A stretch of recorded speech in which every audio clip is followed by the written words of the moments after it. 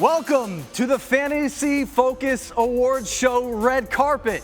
My name is Joe Joy. I was barely even invited here.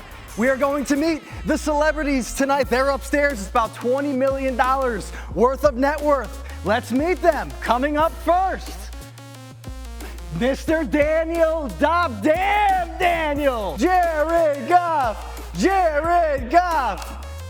Mr. Daniel Dopp, welcome to the red carpet. Thank you very much. I decided to wear my Jared Goff jersey today, as you can see. Looks good, feels good. I like the fit. I like your fit too, for what it's Thank you worth. very much. It's from Baby Gap. Oh, love it. I have the first award tonight goes to you, Daniel. Oh, yeah? It's in my pocket. Hang on, let me get it. The National Writers Association of America's 6th District, 14th something, I don't know. It's for you. It's Host of the Year, Daniel. Congratulations. Oh, look at this! A trophy that matches how good I am at fantasy football. Yeah. Thank you so much for that. I appreciate it. It's gonna go on my mantle next to none of the other trophies that I have won this year. Mama Dopp and Rosie must be Very proud. very proud. Very proud of everything that we've been able to do. Mostly they're proud of the rest of the crew, but they will in fact acknowledge that I am a part of the Fantasy Focus crew. They love being able to be a part of it, so yes. It's very great to be here. I wish they could be here today. Unfortunately, they are at home tonight, but it's exciting to be able to go back home and see them once I get back. Lay off the Rice Krispies tonight. I will. I appreciate you, brother. Daniel Dopp. Up next, the lovely Stephania Bell. Welcome to the red carpet, Stephania. What do you, this question in my household turned into a blowout, but what are you wearing? Who am I wearing? Who are you? Oh, yeah, yes. That's it. No, don't let me take the job from you. Lisa Marie. Lisa Thank Marie. you, Lisa Marie, for dressing me for this evening. You look fantastic. The one question I have for you is, or multiple, but where's Rico? Rico couldn't be here tonight, although he's always dressed in tuxedo gear because he is a little black and white dog, but he's home watching so he can get to bed early. And not the greatest year for your 49ers, last place in the NFC West. If you had to give an award to put a boo-boo on the season, what type of award, what words of encouragement would you have for those Niners? There's always next year. They will be the comeback team of the year in 2025, mark my words, led by Christian McCaffrey, who will have a shocking season. Love it, love it. Money Thank you, back. Stephania Bell. The Bionic Man, Mr. Field Yates. Welcome to the red carpet. It's so Field. great to be here, my friend. How You got are the you? night off. I did, yes. It's wonderful to be here with all of you this evening. One night off, which is all they can spare us these days, but we are fired up to be here. Who's watching the girls? I don't know. Okay. I should not have said that out loud, should I have? Field, I have a 30 for 30 pitch for you. Ready? I am so ready. What if I told you a man with one arm backpacked an entire fantasy team all season? Do you have a director in mind or no? Definitely not Metzger, wherever he is. Wow, shots fired at Metzger. That sounds like a great idea. I've always wanted to be a part, just a teeny tiny part of a 30 for 30, so I am in, America. Field, you look fantastic. Thank you very much. Well, thank you, my Field friend. Yates. Great job. The lovely Liz Loza is here. Welcome to the red carpet, Real Liz. Thank you. Let me have my Julia Stiles elder millennial rom-com moment. Hello. Hello, Liz. Hi. Mrs. Fact versus Feelings. Thank I got you. A fact, I got a It's feeling. Ms., but sure. Ms. Sorry. Fact. Yes. Ketchup on hot dogs is universally accepted in Chicago? Well, I like it, but I also now live in Los Angeles, so I don't mind going against the grain. Okay. And feelings? Give me your feeling on coming in last place in the Fantasy Focus Awards show. Oh, my feeling is that I did not appreciate you mentioning that, especially since we coordinated. So I was going to tell you that my +1 canceled tonight and that maybe you would like to take my arm, but now you can go it alone. Story of my life, Liz. Thank you very much. Thank you. Welcome to the red carpet and the man, the myth, the legend, the champion, Mr. Mike Clay, the man who puts capital D in dad jokes. Give me your best dad joke. Let's see here. So my back was a little sore. I used to not believe in chiropractors, but now I stand corrected. All right. No one's Mike, what That's a winner. That's always a winner. It's a winner just like me. What are you wearing? I'm wearing Dan Flashes. We got like modern patterns or moderate patterns for this one. So it's about $200 out the door, but I'm looking to do better. Where would you say you rank among other famous Clays? Cassius Clay, Clay Thompson, Clay Matthews, A lot of good Clays. Clay Aiken. Well, I mean, see the hardware right here, right? Number one, easy. Okay. Easy call. Hang on, stay right there. Hang on, I gotta get something. Can you sign this for me, Mike? I'm a big fan. I know you're Big yogurt. Greek yogurt. I like. guy. Yeah, I got. I got a a pen. marker. Can you write a message for me, please? I can do that. To mom. To mom. Okay. Yep. Please stop buying these for my house. To mom. See you tonight. Oh. There you go. I'll get you a pillow with that dream. Mike Clay, welcome. There you go, man. Big fan. Take care. This is your talent, ladies and gentlemen. They are here tonight for the Fantasy Focus Awards show. I can't wait to give this to my mom, Mike Clay. Keep you guys.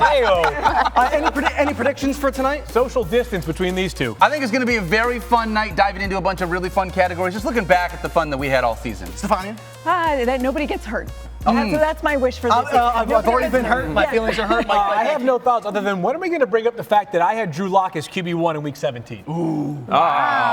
Mike didn't. Do you want to hedge on that a little bit or anything? Or are you just a hedging guy? And I'm good. I'm good. Let's go. Liz, I'm ready to party. I am also, like Mike, ready to party. Let's do this. All right. All right. The Fantasy Focus Awards show starts right now.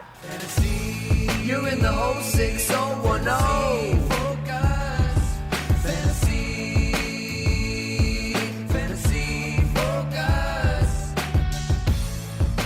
Hello and welcome into the 75th Annual Fantasy Focus Awards Show.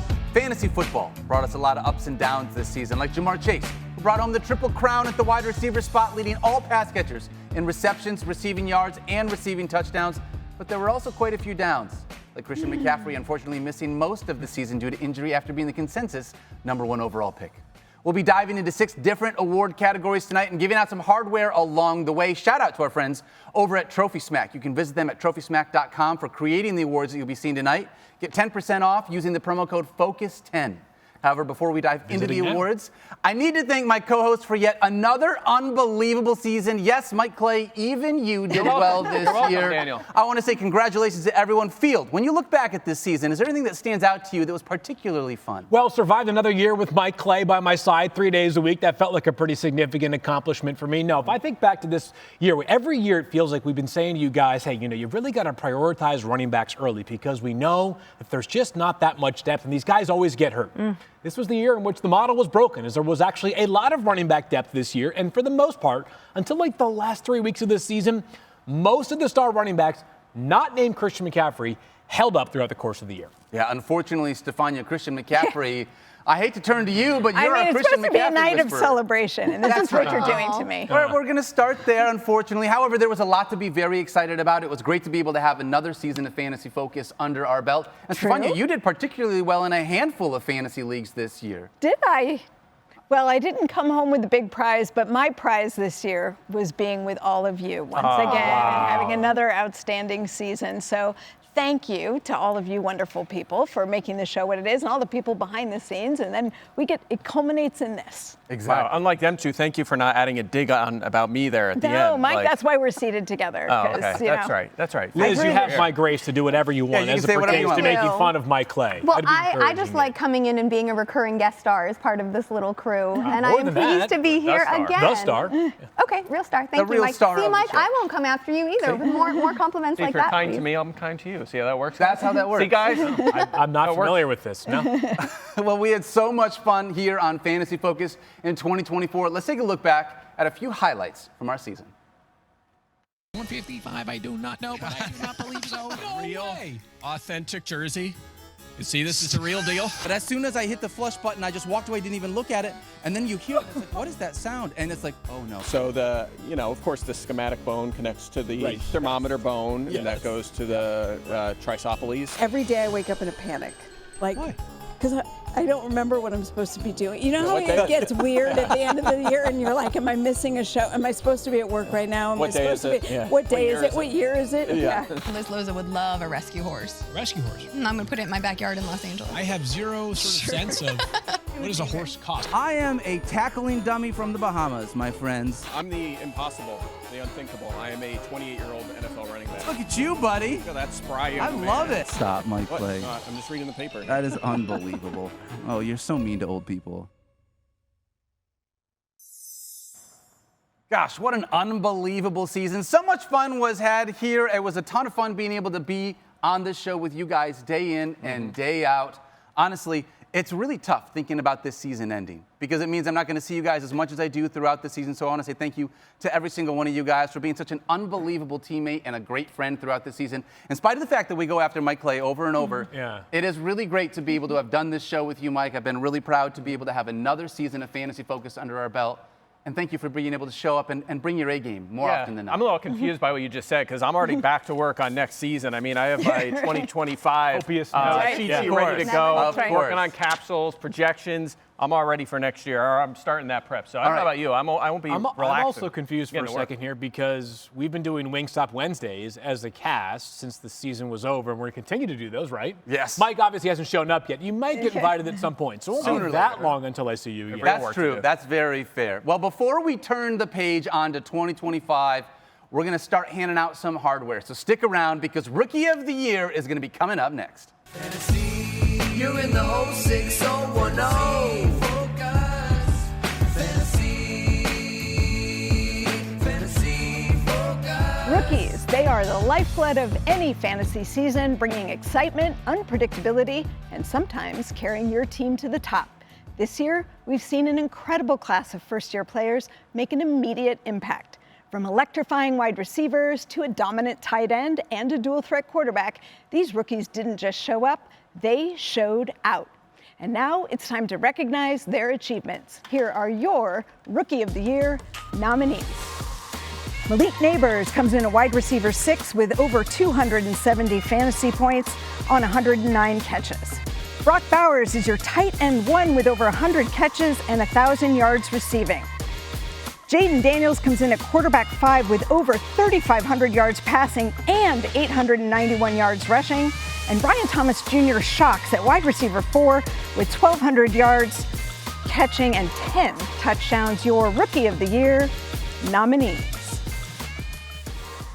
Woo! All right, guys. Yeah. So what do we think of that group of nominees? Can we start here? All of them. Yeah, I was going to say, the answer is yes. Like, don't get used to this kind of season from rookies because it's been a long time since we have seen 4 guys make this much impact, especially when we consider that one of them is a tight end. We rarely see rookie tight ends. What an incredible class. Don't think of the 3 players that don't win this award as losers. Just think of them as winners with less winning compared to the guy who actually takes home this very prestigious award. Yeah, I don't know who's going to win this, but I voted for Brock Bowers. Wow. Like some of these guys, you think about like Jaden Daniels, one of the best rookie quarterback seasons of all time. Malik Neighbors, one of the best rookie wide receiver seasons of all time. Brock Bowers is the best fantasy tight end ever. I mean, he had one of the best straight up tight end seasons of all time. Yeah. He had more catches, 112, than any rookie has ever had, not just tight ends. Any position. I mean, it wasn't even, you take him and Sam Laporta, who now is, Daniel, the second most fantasy points all time for a rookie tight end. It's like a 30-point difference. I mean, Bowers just blew him and Mike Ditka out of the water. And he's surprised because I love that you mentioned Mike Ditka. My birthday twin, by the way, also hailing from Chicago, October 18th, represent most receiving yards, breaking that record as well. So I love, even though we don't get to work together often, we are vibing when we do. Wait, can I like it. Daniel, I think we talked about this pre-show. Mike just revealed his vote. For some reason, I had to enter my social security number and credit card when I made my votes, and I was told not to reveal them. Was that incorrect? I had to do the same thing. I think they all went to Mike Clay, so I'm going to be watching my bake statements very closely is what I'm going to do. Now. I will say There's nothing nefarious about the awards process. I want to make that very, very clear. I was very disappointed, unfortunately, because I thought, honestly, it came down to 2 people, and that was Jaden Daniels and Brock Bowers, which was tough for me because I thought that Brian Thomas Jr. had one of the best seasons, especially with where he was drafted and what people thought of him. I wanted to find a way to be able to give him this award because of the season that he turned in. But Jaden Daniels and Brock Bowers, again, because they were on island positions where you only get to start one of those guys, that really helped elevate both of those 2 in my book. And the award is not best draft value, which is certainly would have been Thomas at 113 overall, but is in fact Rookie of the Year. I love that you're all mentioning Jaden Daniels as well, who's just been so clutch in real football in the 4th quarter, tied for the most passing touchdowns in 4th quarter or overtime. Honestly, I'm happy that Jaden Daniels exists because you're married to a Commanders fan. This is very and life true. is so much better in the Loza household now because Jaden is that dude. He is very happy. And so, they say happy wife, happy life, but it also works in reverse. Okay. I was just going to say that it's shocking to me that we have these different positions all competing for the same award. I mean, I think when you think Rookie of the Year, you almost always think it's going to be a wide receiver or maybe a running back. You never think tight end, and you rarely think quarterback because they often don't even get to play. Yeah. So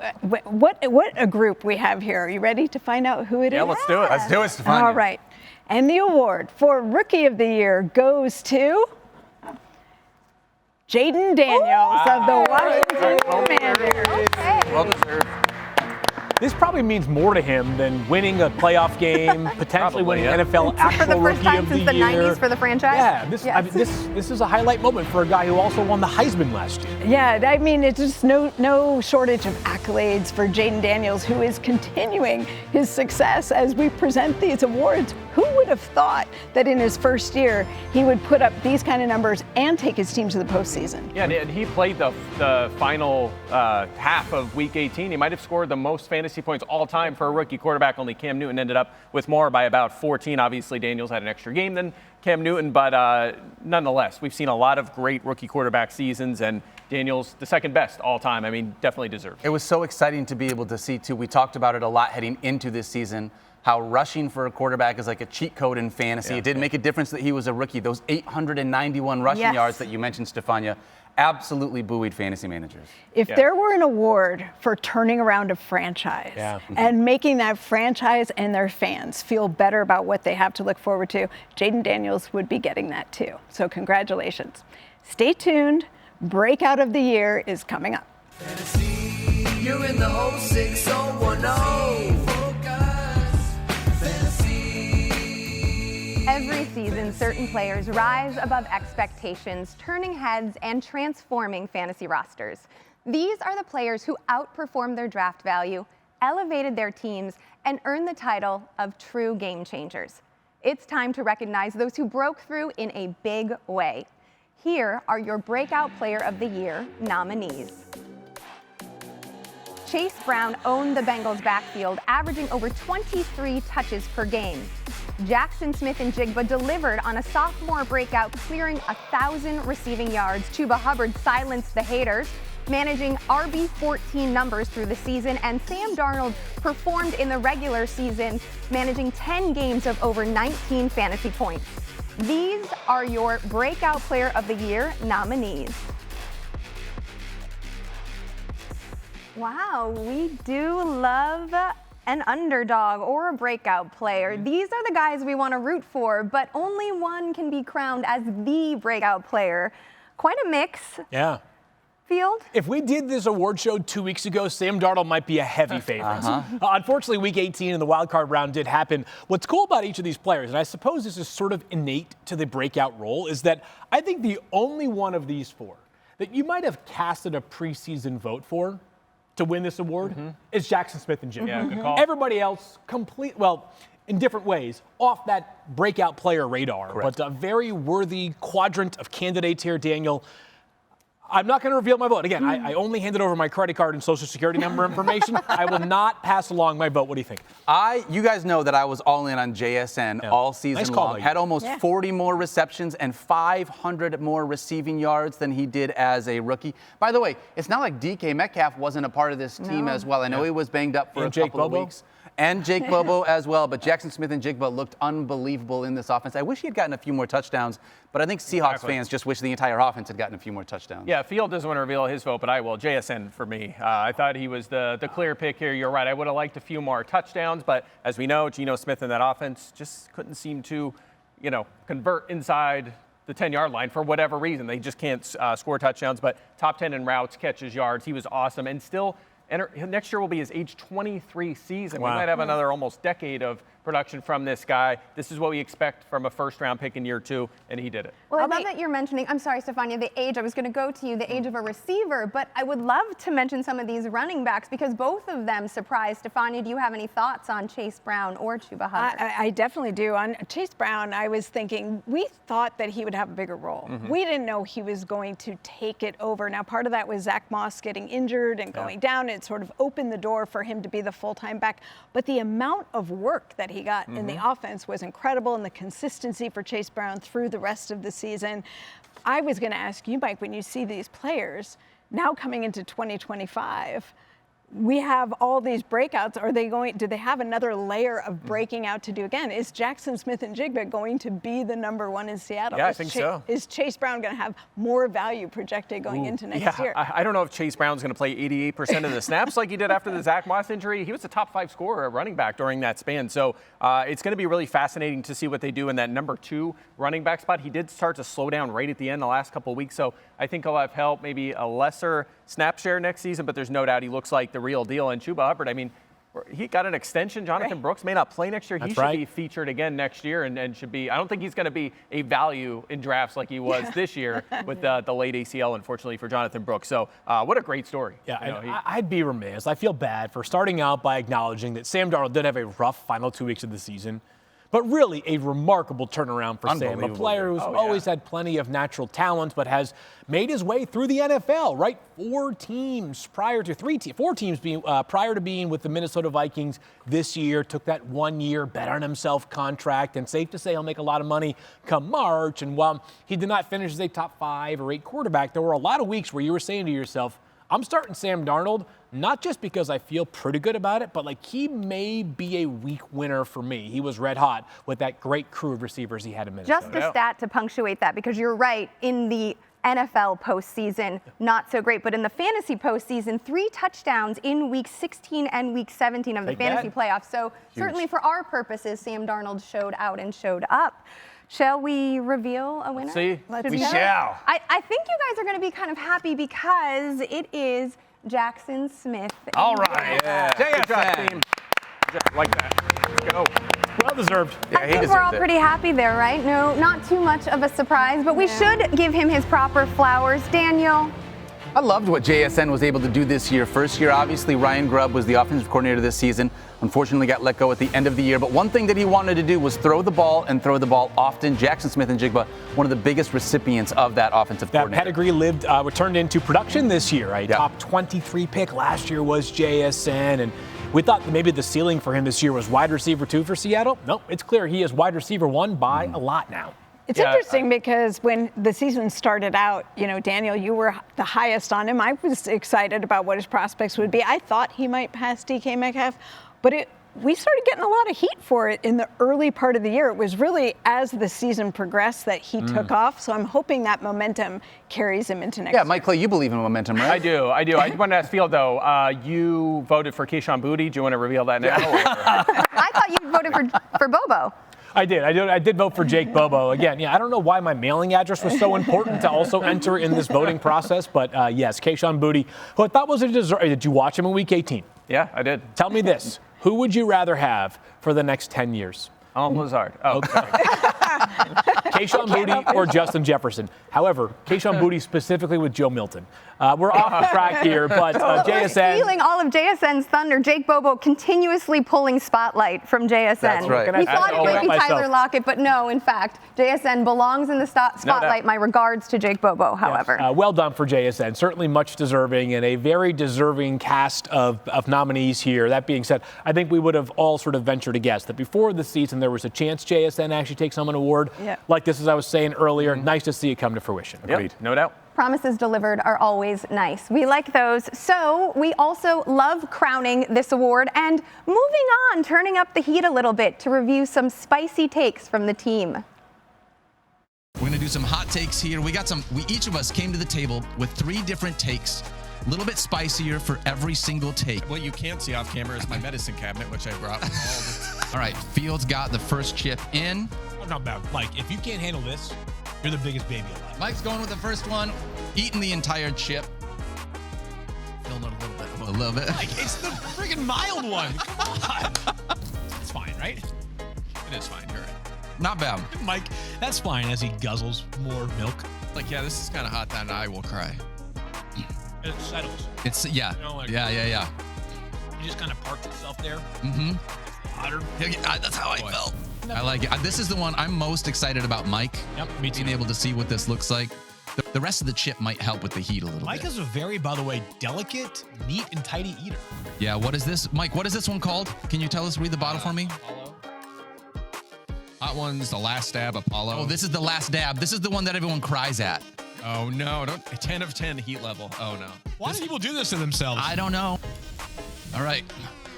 You have like some sweat beads right now on your forehead. What? No, I don't.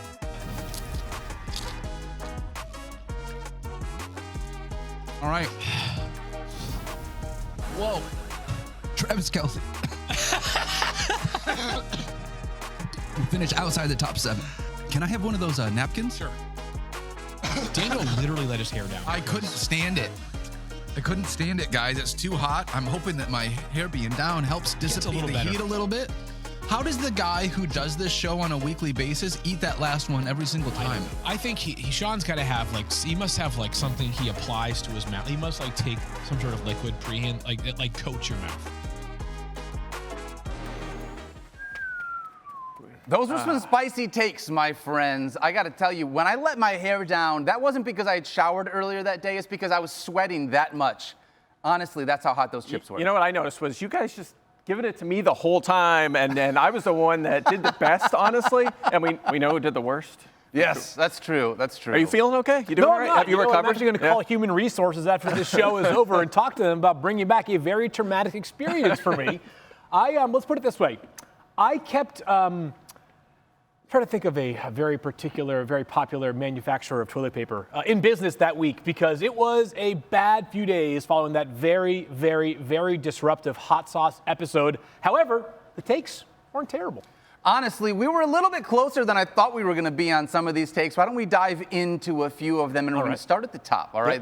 The coolest of the takes. Fields, you want to kick this off because you said Trey McBride was going to finish as tight end 1. Instead, he finished as tight end 2. That's actually not bad, my friend. Yeah, it's funny how we get the big X, like a completely terrible call by you. You regret drafting him? Yes, I regret drafting Trey McBride. I have traded him away in every dynasty team in which I have Trey McBride, but an incredible season. And the thing about Trey McBride, guys, is if he just caught like a few touchdowns, this guy would have finished as tight end 1. He falls just short, of course. Brock Bowers, with that ridiculous season, takes home the top scoring tight end for the year. Of note as well, George Kittle, Old Faithful, highest scoring tight end on a points per game basis. So really 3 tight ends who separated themselves from the rest of the pack. But I have no doubt that McBride should belong in the tight end 1 conversation going into next season. No doubt. I think those 3 guys, and especially the 2 young bucks, Trey McBride and Brock Bowers, will be right there front and center for that tight end 1 conversation. Yeah, well said. I'm with you on that. Mike, you also got the big red X. Unfortunately, you said Kyren Williams was going to be a top 5 running back. How could he you? was only top 7, Mike. What were you thinking, you idiot? Well, he was the Rams punt returner, you know. Yeah, so obviously he wasn't going to it wasn't going to work out. But no, I have no problems drafting him. Remember, we did this right when all those reports had surfaced that he was going to be the punt returner. People were fading him at that point. Yeah, exactly right. He was plummeting in drafts, and you could get a nice value on him.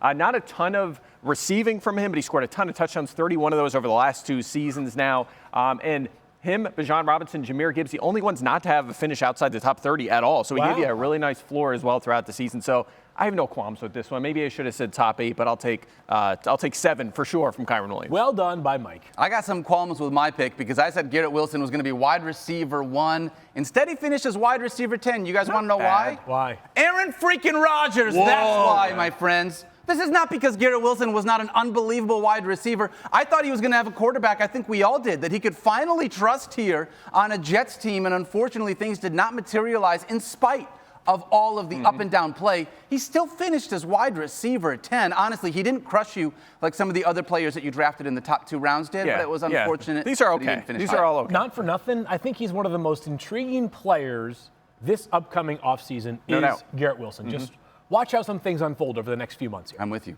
All right, let's take a look at our second round of hot takes. Oh, I'm nervous. And this one was where it got a little bit spicier. Fields Yates said Jaden Daniels will be a top 5 quarterback. Field, where did he finish? Yeah, he ended up finishing as quarterback 5, Daniel. And it's funny, you do this and you do so much content, you sometimes forget your takes.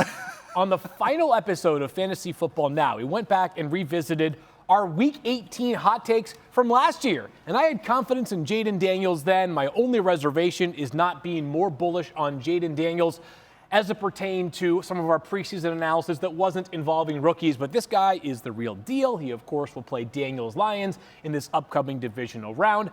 the comparison that I made frequently during the pre-draft process is he is the closest thing as far as rushing is concerned to Lamar Jackson. Yeah. Lamar is still the king of that, but it's very clear that if you were drafting a second quarterback simply for his rushing upside amongst all in the NFL right now, Jayden Daniels is QB2, and he's a great thrower as well. Good call. 891 rushing yards, most ever by a rookie quarterback in NFL history. Pretty good. It was unbelievable. Pretty You know good. who wasn't good was Mike Clay's second pick. Devon Achane will finish outside RB20. Where did he finish, Mike? Wait a minute. There's some text missing. It means when Tua is out. Oh, got it. Oh, right. He was Okay. under 10 fantasy points per game in those 5 games. That's what I meant, guys. So don't worry. Okay. No, look, Echan was awesome when Tua was out there, of course, this season. Very receiving dependent. Actually, his stat line across the board almost identical to Breece Hall last year. Really? And very heavy on the receiving dependency. Yeah. So we'll see. They very dependent as well on a lot of cover 2. No one faced more than Miami this season. A lot of dump offs. We heard Tom Brady talking about this the other day on the broadcast. Yeah. When you face a lot of cover 2 and he's under center and he sees the 2 high safeties, what does he do? Looks at tight ends and running backs.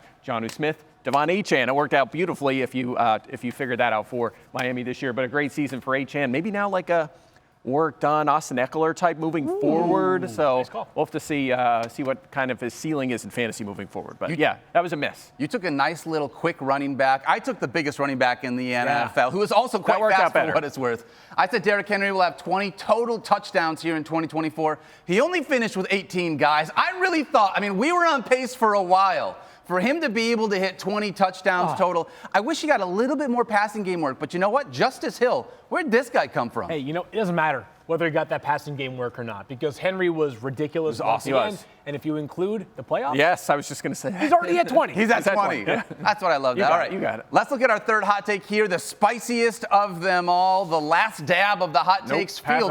Now, this one's a mouthful. Allen Lazard is going to outscore Mike Williams, and Jalen Polk is going to outscore both of them. That, in fact, did not come true. You know that meme of the guys saying they had us in the first half? Not going to lie. Yeah. We had you all in the first half as Allen Lazard did dominate Mike Williams. We had a lot of fun with this one. Lazard was not exactly the kind of guy that you could trust in your lineup week in and week out. You got fortunate for the first 6 or so games of the season. That being said, it's clear that neither of those 2 players for the Jets and nor Jalen Polk worked out at all. Jalen Polk had a rookie season to forget. I remain somewhat optimistic going forward, but this was a bad call. Yeah, as you could tell, these are very, very, very bold takes on this one. These are supposed to be super spicy, and that's my excuse for why. That's why you're terrible. I went way down the quarterback rankings here to find maybe a sleeper, year 2 quarterback, Will Levis. Look, he played 9 full games and was still top 7 in interceptions and sacks this season. Did not up his rushing production. He had flashes here or there, but just could not hang on to that job. Frankly, he just makes too many mistakes, and because of that reason, couldn't stay on the field. And they traded DeAndre Hopkins. It just was a disaster. Was this the worst of the takes? Saying he's going to finish his top 10 and then he finishes quarterback 30. The reason is because you spent your last pick, right? On maybe in a 12-team league. So it didn't hurt you. It's not like you were taking him in the 5th round or something. I said Travis Kelce was going to finish outside the top 7 at the tight end position. He finishes tight end 5, which is a lot closer to 7 than it is to tight end 1. Honestly, at the beginning of the year, I thought this looked really great with Rashee Rice looking the way that he did with Patrick Mahomes, and it was very clear that Rashee had taken over that safety blanket role. But Travis Kelce picked it up in the middle there, kind of had it fall off down the stretch as well, but finishing as tight end 5 after putting together what has been an unbelievable career. This is not taking a shot at Travis Kelce. Sounds like one. It's just what happens when you turn 35 and you've got a bunch of other pass catchers in this offense as well. So we can sadly all speak for that turning 35 part. Not fun. Unfortunately. All right, that was Hot Takes. It was very much fun. Maybe we bring it back in 2025. Absolutely Maybe we don't. We're going to do better. Not a chance. We'll do better. No, we will be doing ice cream takes next year. I'm fine with it, guys. Comeback Player of the Year is coming up next. We'll see you guys in just a moment. You're in the 06010. Fantasy Focus. Injuries, setbacks, or tough seasons. Every player faces challenges, but the true test is how they respond. This year's Comeback Player of the Year nominees didn't just overcome adversity, they came back stronger and made a huge impact. Let's take a look at the players who reminded us why we believed in them in the first place. J.K. Dobbins comes in at running back 24 with over 1,000 total yards, and he missed a month. Quarterback Joe Burrow comes back from an injury we've never even seen in a quarterback and throws for over 4,900 yards. Sam Darnold exceeds expectations with over 18 fantasy points per game. And Terry McLaurin found new life with a new quarterback and over 1,000 yards receiving. And these are your Comeback Player of the Year nominees. And you know, Comeback Player of the Year is an interesting mix because they're coming back from different things. So I asked the group, what do you think about this melange of comeback players of the year? I like it. I got to say this. Mike has been saying who he voted for. I'm going to say it right now. J.K. Dobbins had my vote from the start after having an ACL and LCL in 2021 and then having the Achilles tear in 2023. It felt like there were so many people that were out on him. And being able to get him at the cost that you did this year, I recognize he wasn't a top 10 running back, but if you waited on him and utilized him as an RB2, he was unbelievable for your fantasy squad here in 2024. He also didn't get those numbers just off of volume. His explosiveness returned, which I think is the impressive point. In fact, he was the RB15 in breakaway runs over 15 yards. So yes, given the injury, pretty impressive to come back from. I feel like I've taught you all so well. Like you're really paying attention to how these injuries impact certain position players. Explosiveness, the biggest thing lacking for someone coming off an Achilles, and it's true. And those numbers, as I pointed out in the reading of the nominees, he missed a month due to a new injury and still wound up with that kind of season. Strong finish for J.K. Dobbins.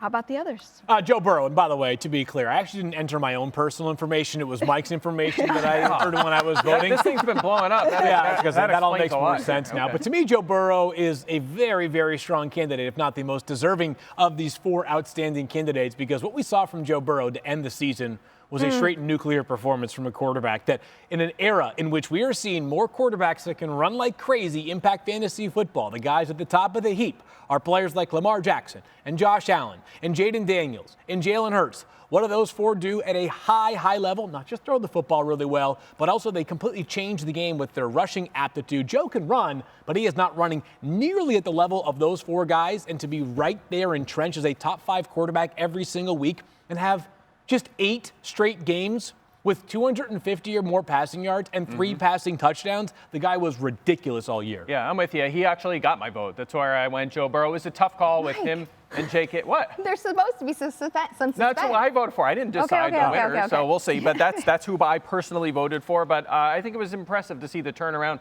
It's funny, I know you talked a lot about him in the offseason. I mean, he missed 7 games last year. He didn't run at all. He had 88 rushing yards, so very little, at least the year prior. This year, over 200 rushing yards. So he added that at least a little bit, add some value to the table, not to mention leading all quarterbacks in dropbacks, attempts, completions, yards, and passing touchdowns this season. He was incredible, just does it all, and I think it's well-deserved. 43 passing touchdowns. Let's give that one a number. That feels I'd like to thank the Bengals defense for not showing up this year as well, because it certainly led to lots of Joe Burrow passing attempts. Well, it's interesting. So going to the other 2 nominees, we talked about Sam Darnold and the year that he had that nobody really expected, but what about Terry McLaurin finding his way into this group? I feel like he had this, that Rookie of the Year award that went to Jaden Daniels, that was a big part of Terry McLaurin landing here, right? We've been waiting for this, right? Like, we've been waiting for Terry McLaurin to have a real quarterback under center to be able to get him the football. And look what happens when he finally gets a guy that can get him the ball consistently, finishing at an unbelievable clip. Mike, wide receiver, top 15, I believe? Yeah, 15th in points per game. I mean, I feel like if he had a little bit more consistent volume, or if Jaden wasn't pulling it down and running so often, the numbers would have been even higher. But what's incredible is his first 5 seasons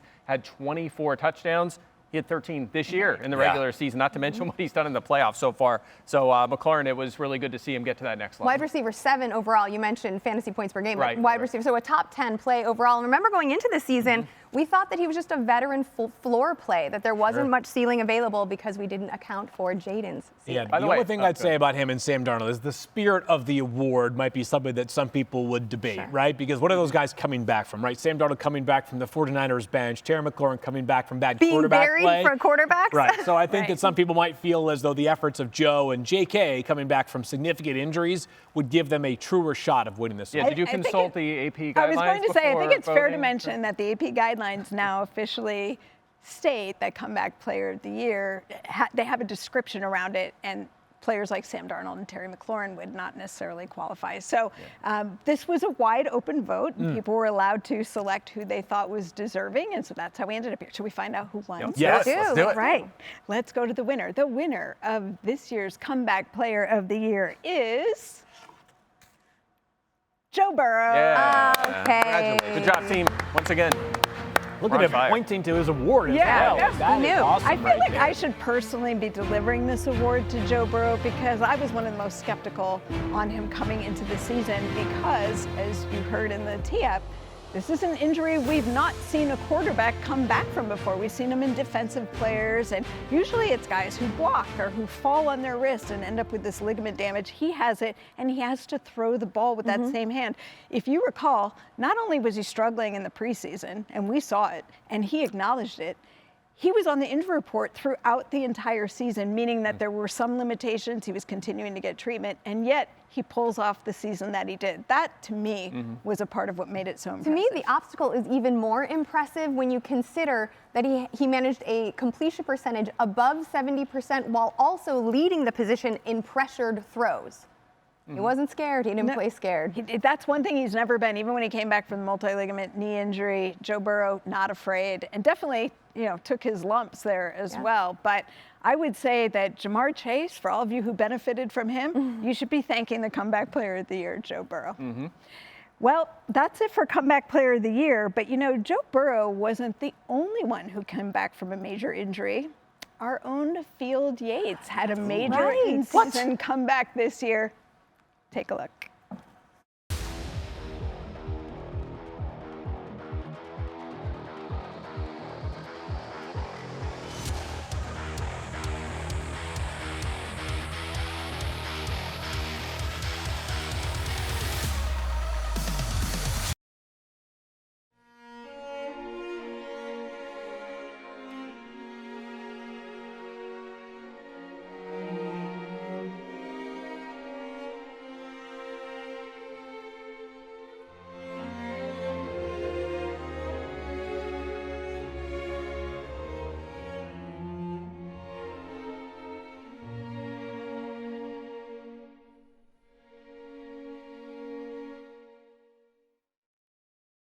Back without a major setback, Field. So, credit to you. You did not miss a beat. I mean, these other players had to take time off. Yeah. Field attended an event in the Bahamas that same night. day. Yeah. Maybe high as a kite from all the medicine he got in the Your words, not mine. Your words, not mine. He was in good spirits, and then he carried that right through to the start of the fantasy season. And I believe you had 2 days off from the podcast, and that was it after undergoing shoulder surgery? Mandated by the surgeon. Yeah. We've quibbled over whether I should have actually taken those days off. Him and I have gone back and forth for months on that. I'm kidding on that, but once again, a huge thank you to Stephania, who was my lifeline during that very traumatic experience. And I want to thank Mike as well. Yeah, no. I do want to thank Mike because you did go over and offer the consolation arm around the shoulder, the pat. True story. I was sitting behind you at some point. They wanted me to hold your arm in place or something, and I thought someone was going to try to pop it in, and I was like, I'm going to pass out. I was like, if they go to pop this thing in, I'm going down. Mike was like, would it help if I dislocated the other one as well? And I was like, no, Mike. And then he attempted a dad joke. It helped. In that moment, it helped. I'm glad that is a thing of my past. Still, probably about 5% away from full strength here on the shoulder front. When does the throwing program begin, and when are we going to start to see you get ready? Because, we've got big things coming up this summer. I am hoping that, by the time that I head back to the Bahamas, hopefully in August, I am unrecognizable because I am so jacked. Well, I am not surprised that you bounced back and that your resilience was illustrated for everybody because you often shoulder the load, so we know how strong those shoulders are. MVP right here. That's a great, that's a great point there. Yeah, I am very happy to hopefully not have to deal with something like that for a long time. But I do believe in the power of positivity, keeping a good mindset during this process, and obviously having the support of you guys helped me go a long, long way, and I'm so glad to not be in a sling. It's not just us, though. You had a support group of a number of athletes that shared your injury field. I know you were on a group text with a number of people. Shohei Ohtani, obviously, CeeDee Lamb. Just a few. Listen, this is an award that I don't want to be given out again next year. So all the rest of you, stay healthy and stay tuned because Fantasy Flop is coming up next. It's for me. Shohei uses a lot of emojis, by the way. Yes. You're in the 06010. Focus. Fantasy. Fantasy football is all about taking calculated risks, but sometimes those risks backfire. Big time. Whether it's injuries, underperformance, or just plain bad luck, these players left managers frustrated, bewildered, and maybe even rethinking life choices. It's time to acknowledge those who fell far below the mark. Here are your Fantasy Flop of the Year nominees. First up, Christian McCaffrey for the 49ers, who scored under 48 total fantasy points due to significant injuries throughout the year. Tyreek Hill had under 1,000 receiving yards and just 6 receiving touchdowns. Anthony Richardson, I have no comments. However, he was quarterback 25. Meanwhile, Travis Etienne Jr. for the Jaguars finishes RB35, under 9 fantasy points per game. One more look at your 4 nominees. A reminder, though, flopping is temporary. Each of them may bounce back next year. I don't know how I got chosen to be the person that is at the front and center of this flopping award, but let me turn to the person who often disappoints during the fantasy football season for their thoughts on the winner. Mike, what do you say? Oh, no. So my vote here went to Travis Etienne. Once again. Wow. Well, people need to know, okay? They need to know who's going to win this thing. Etienne, so week 2 rolls around, okay? He scores 14.8 fantasy points, scores a touchdown. You think, okay, here we go That was good, again. right? Yeah. Right? The guy was great last season. He didn't do that again the rest of the season. And by that, I mean he didn't score a touchdown the entire rest of the season. Yeah. And he didn't even reach 12.5 fantasy points in a game the entire rest of the season. Even when Tank Bigsby was out or limited and they gave Etienne a shot, he really disappointed. His efficiency, weirdly enough, was very similar to the year before, but the volume and the touchdowns especially were not there in an offense that struggled aside of Brian Thomas. So for me, based on what you paid up for him, a second-round ADP, massive disappointment for a guy in his prime at running back. So, Stephania, it is my legal responsibility to ask you about Christian McCaffrey. A disappointing season, in part because of the fact that literally hours before week 1, we still thought Christian McCaffrey was going to play against the Jets on Monday Night Football. Well, you know how in the preseason you're trying to decide, is the injury significant or it's not that significant? Am I going to worry about it? Am I going to adjust my ranking? Am I going to adjust the value of this player? And for Christian McCaffrey, we knew so early, it was the first week of preseason, that it was an Achilles, I think they called it a calf strain actually initially, and then it turned to Achilles. But we thought, okay, well, he's got a month. They'll manage this, and Christian McCaffrey's work ethic and the way he trains will be fine by the start of the year. And everything seemed to be going that direction, to the point where the coach of the San Francisco 49ers did not know he wasn't going to have his player available until basically before Monday Night Football. So it really killed us in fantasy, because it was a Monday Night Football game on top of everything, and we didn't get him back till week 10. And then we thought we were getting the player we expected. And then Buffalo, right when we saw him getting back to, you thought maybe he could carry you the second half of the season, he ends up falling on his knee and injuring his PCL. So the way I look at it, this is a setup. We talked about Field coming back from a major injury. You have to have a setback to have a big comeback. Look out for Christian McCaffrey next year. But I think he deserves to be in this category, not because of any fault of his own, but because for the fantasy manager who invested that 1.01 spot, you really had no comeback from this. He could have altered your average entire 12 fantasy points per game when he was on the field for those 4 games. Right. I'm sorry, I thought that was Christian McCaffrey we're talking about. Fair. Daniel, you probably play the most Madden out of the 5 of us here on What this do you mean, Field? You don't think I play Madden? Well, it's close, but I think Daniel has you edged out. Yeah, just by a little your bit. headsets? Several hours versus just a few hours a day from you. What curse is scarier to you, the first pick in fantasy football or the Madden curse? I think they are tied together. Okay. If ever again there is a player that is 1.01 and they're on the cover, I'm definitely not drafting him. And I think, Stephania, you alluded to this. Not only was he 1.01 for fantasy managers, and then they didn't get to utilize him for the majority of the season, but then those people that did use an IR spot on him, thinking maybe he'll come back for my fantasy playoffs, you found out that didn't even work out for you. So it was kind of a disappointment the entirety of the year.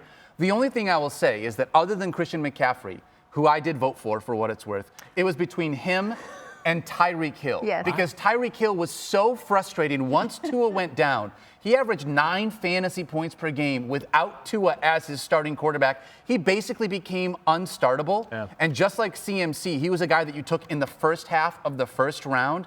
Those are the 2 guys that I think disappointed the most. It wasn't just after Tua was out as well, though, because between weeks 2 through, I believe, 13, Tyreek Hill averaged just 46.7 receiving yards per game. Gross. It's nice of you guys to all just not talk about Anthony Richardson right now, so I'll handle that part of the program. Yeah, I was going to say, talk about an all-time bad call, a player that I had tremendous confidence in, and I felt like I was winning after week 1. Unfortunately, the count did not stop after week 1, as Anthony Richardson was just a series of disappointments on Sundays. There are real questions about whether this guy will ever be a sustained starter in the NFL, much less a sustained starter in your fantasy football lineup. There were some bright spots, and we did see the Colts kind of reshape their offense in the second half of the season and utilize him more as a runner. That being said, for a guy who has had a hard time staying on the field, has been wildly inaccurate. Talk about a change in forecast for his fantasy future going forward. Bad call. My bad, America. Well, I think this is hard. And to be fair to him, I think it's important to remember he did not have a normal offseason. He had a major shoulder surgery. And I think the reason it didn't get as much attention is because when he left, I think it was week 6 of the prior season, nobody really talked about how serious that injury is for a thrower. And then his rehab actually went fairly steady. So there weren't a lot of setbacks. I think people just expected he's going to step out and be the same guy. But remember, when you're coming off a rookie year that finishes with injury and you don't have a normal offseason, you're rehabbing, that means you're not training as a quarterback. And that's what he really needed. So I think that would be interesting to see him coming into next year with a normal offseason and then seeing what the Colts do with it. Okay, well, unfortunately for the NFC South, they have AFC South, I should say, they have a 50% chance of taking home this award with 2 of the 4 nominees.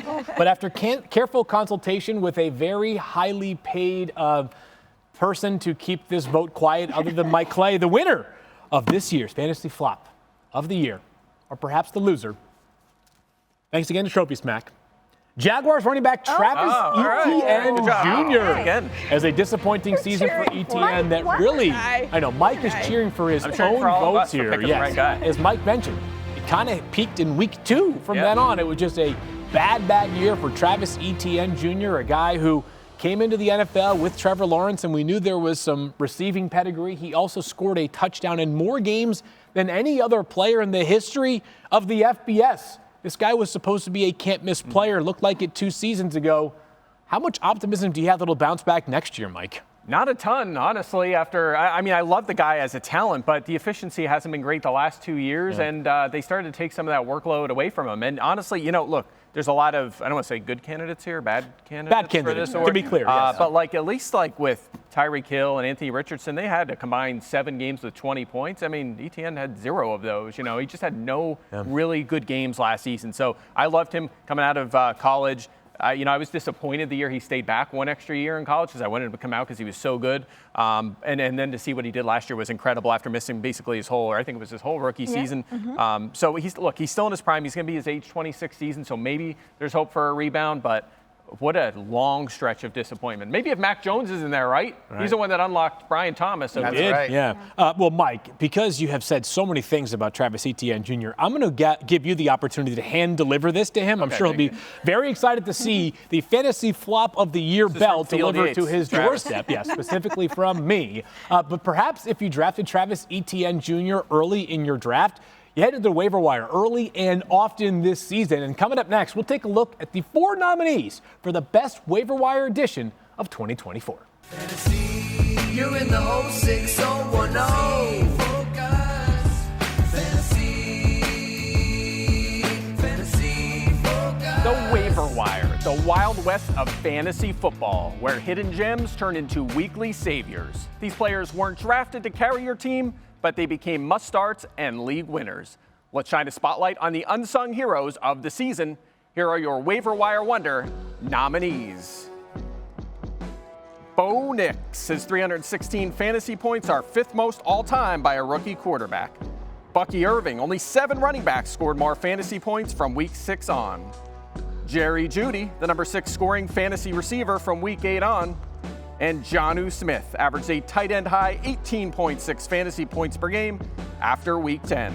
Once again, here are your Waiver Wire Wonder nominees.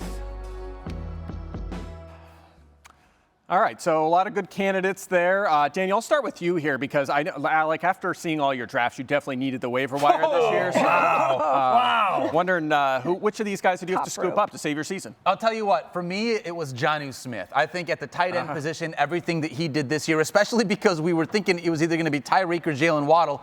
No, it was Jonnu Smith that was the #1 pass catcher in that Dolphins offense. And again, at an island position where you only get to pick one guy when you needed a replacement at the tight end spot, he was able to fill in and be basically a set-it-and-forget-it starter for your fantasy team as soon as you grabbed him off the waiver wire. Yeah, not only that, from week 11 on, the #1 scoring fantasy tight end. Yeah, he was unbelievable. Awesome. After he not was being great. terrible the first 10 weeks. Yeah, and I think he's definitely got a really legitimate shot to win this award, a very qualified candidate. I think the thing that maybe worked against him most this year is that we did finally realize a bit more tight end depth. We had some disappointments, but we did finally have the emergence of some other players, even guys who kind of came out of nowhere like Cade Otton, who helped.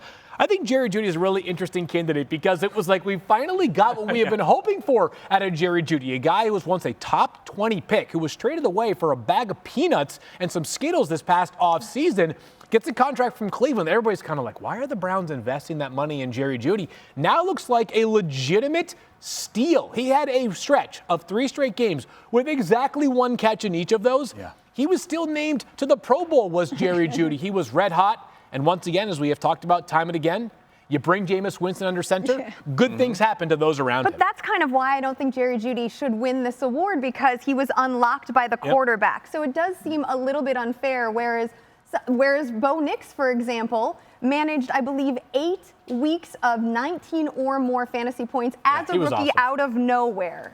I think Bo Nix, too, I mean, I wasn't expecting all the rushing yards. You know, he ends up with over 400 rushing yards. And by the way, we're just learning that he also played with a fracture in his back during the season. Transverse process, Stephania, in case you didn't know the medical. Yes, well, you know, I wasn't going to take the time to explain, but thank you. Thank you for, you know, again, you guys paying attention. We're paying attention. But here's the thing. That just adds to, like, the legend that Bo Nix is creating in Denver. And he definitely helped me get to the postseason by picking him up on the waiver wire when I needed him. Well, and we can't not talk about Bucky Irving as well. I mean, Rachaad White, I think, was top 3 in touches in 2023, and now you add in a 4th-round rookie in Bucky Irving. Right? We weren't really sure what Bucky Irving was really going to be for this offense, and he turned into another guy that if you grabbed him late in drafts, he elevated that RB2 spot for your team basically the rest of the season. He could have been like the Chase Brown breakout candidate, because I think we all saw there was this talent in Bucky Irving, but we didn't know how he'd be utilized, and you just saw that as the season went on, Bucky Irving ends up coming over the top. We knew Rachaad White last year was buoyed by his volume, and we also knew he was not efficient, and we knew that Irving had these explosive legs, but we weren't sure if the coaching staff was going to be willing to make an official change at the position. Yeah, and I mean, even into the postseason, it is working out quite well. Yeah, it took a minute. Awesome. Yeah. And under 200 pounds, too. We're starting to see, could there be a changing of the guard a little bit? The running back position with guys like Devon Achane, James Cook, and, of course, Bucky Irving. Jahmyr Gibbs. Sub 200. Yeah, Jahmyr Gibbs. So should we see who won this one? Why don't you tell us who you picked first? I voted for Bucky Irving.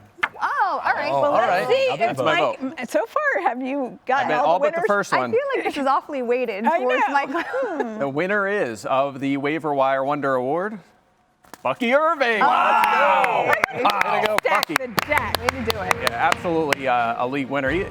This guy had Sean Tucker stealing touchdowns as well this year. How much did they get out of that running back position? So much, yeah. 8 touchdowns this year since week 11. He averaged 5.8 yards per carry, almost 6 yards per carry, which is unbelievable in this Bucs offense. Yeah, really fun player to watch too, by the way. Like, I'm not sure that counts in terms of fantasy points you actually score, but I really drew significant enjoyment in terms of watching this offense every single week. Perhaps the backs were impacted a bit by the fact that Chris Godwin missed much of this season. They had to rely on them even more in the passing game, but it's not like they weren't a factor in the passing game early on in the season as well. This Tampa offense looking bright going forward here under Liam Cohen. Hopefully he sticks around for their purposes. That being said, this Bucs team certainly had a lot of fantasy contributors this year. Yeah, no doubt about it. And we're all believers in Baker Mayfield at this point, right? So I think we feel like this offense is going to be pretty good.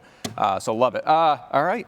You know, we've done all of the secondary awards now, but it's time for the big award. The most valuable player in fantasy football. Congratulations, Stephania. 2024. Well, thank you, Field. But hold on just a minute. Because there's another award that we have yet to give out before we get to MVP. So if I may. Uh-oh. Okay. Oh, what's happening here? Surprise. Don't you go anywhere. I'm going to need your help for this one. You stand right here next. Mike Rattled is my favorite Mike. You know, this show is all about celebrating achievements in fantasy football, and we've already seen some pretty impressive award winners. But beyond the athletes earning accolades tonight, we also need to recognize one of our own. Now, you might know him as the projections guy for ESPN, or maybe you're a big fan of the playbook to help you get ready for every angle of every game each week. Or maybe one-on-one matchups are your thing and you wait with bated breath like I do for the Shadow Report. Or maybe some of you are just here for the dad jokes. But all joking aside, we at ESPN know how lucky we are to have the guy who sets the standard when it comes to analytics and fantasy sports on our team. And as it turns out, the whole fantasy sports industry knows it too. On that note, we have a special guest who wants to deliver a very important message to you, Mike. Wow.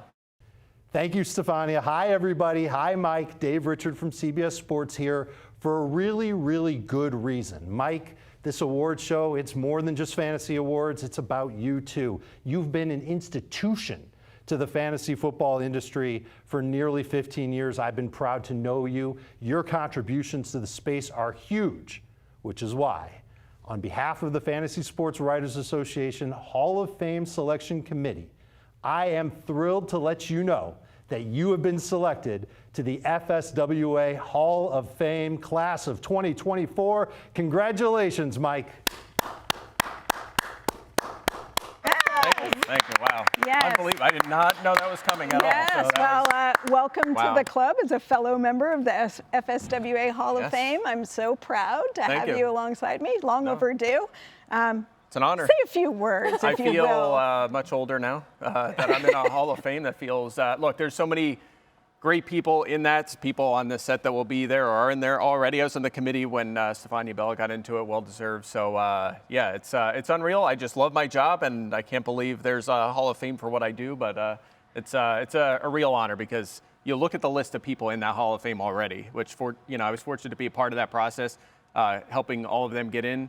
And it's just unreal. People I looked up to growing up playing fantasy football. As just a nerd with my pen and paper at first, because I am that old, using the newspaper. And then, of course, the big computers and then the laptops come along. So, again, I love what I do, and it's like doing a hobby every single day. So, well, real honor. You are great. our MVP. Congratulations on that award. And now it's time for the Fantasy MVP. Fantasy, you're in the whole 6010.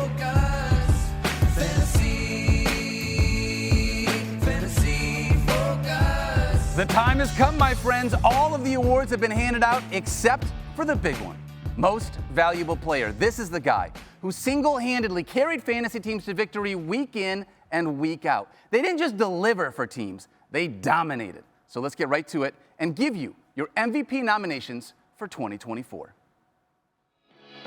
Starting with running back, Saquon Barkley. Mr. 2K himself averaged 22.2 fantasy points per game. Lamar Jackson, the only quarterback in NFL history with 4,000 passing yards and 900 rushing yards, was QB1. Josh Allen, 40 total touchdowns and over 4,000 passing yards. And Jamar Chase, the Triple Crown winner at wide receiver, averaging over 23 fantasy points himself. Those are your nominees for the Most Valuable Player of the Year in fantasy football. All right, my friends, when you look at these nominees, there is no loser here, honestly. All four of them were absolute studs in fantasy football. Mike, I know you're going to give it away anyway, so why don't you just tell us who you voted for? Saquon Barkley, of course. And I don't think that's Eagles biased, fan. right? I think that's well-deserved. What a tremendous season from him. Led the NFL in carries, rushing yards, opportunities, touches, yards, fantasy points per game at just over 22.2. And by the way, didn't do a ton in the passing game either. Yeah. He was like outside the top 25 in most receiving categories, just absolutely dominated on the ground and with efficiency behind that Eagles offensive line. So I think well-deserved here for Barkley. You remember when people were worried that he wasn't going to be able to score touchdowns because of Jalen Hurts? Like he would never get the opportunities. Oh, yeah. You put that So to much for rest. that. I think it's one thing to go to a new team and have success, but to go to a new team and lead it, to be their leader and to lead the way he did. In the division. Yeah, I mean, and then on top of it, led your fantasy team to all that success. But I got to give a shout out to Lamar Jackson. I just can't get over what you mentioned. Over 4,000 yards when it comes to passing and almost 1,000 yards on the ground. It's nothing we've ever seen. My question is it reproducible? Because I'm going to go draft him for next year if that's the case. Honestly, over 45 touchdowns combined between passing and rushing, only 4 interceptions on the season. Liz, the only downside to Lamar Jackson's season is that Josh Allen was right on his heels, it seems like, the entire year. Well, these are the QB1 and QB2 in fantasy overall. Lamar QB1 and Josh Allen, obviously QB2. I, though, prefer Lamar, and this may not be fair, but it's because Josh Allen has a proclivity to spreading the ball around. Not that Lamar was locked in on just one player all the time, and I found that frustrating from a standpoint of someone who invested in other pieces of the Bills' offense, particularly Dalton Kincaid. That's not a conversation for now.